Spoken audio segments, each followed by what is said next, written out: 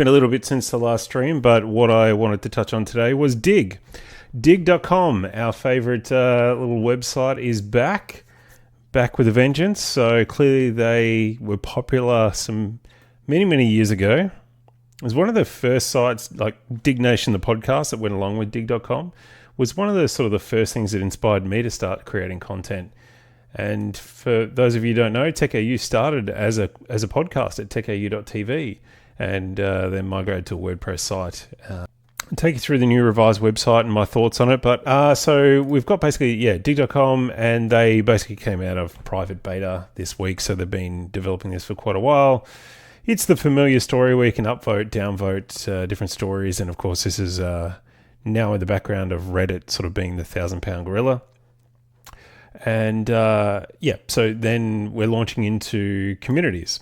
And so when you set up your account on Dig, you get to choose communities. They've got a nice sort of community graphic over on the side here.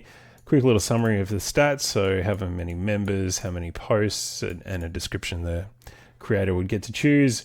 Then we move into the about, so a bit more down here, and some will fill this out and some won't, I guess.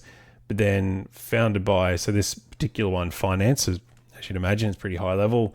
That is created by Dig itself. And then the top contributors in the last 30 days.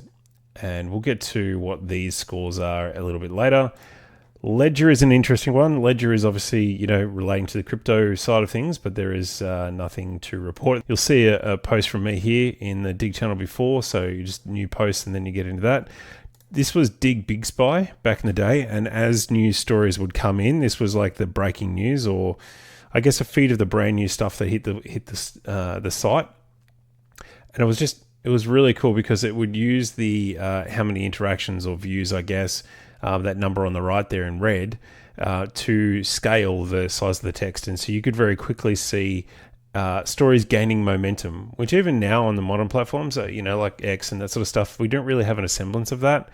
More communities, if we go view all, this is quite a nice UI. I quite like how they've done this. And I think the creator gets to, if you create one of these, then you get to choose the background image and draw people in.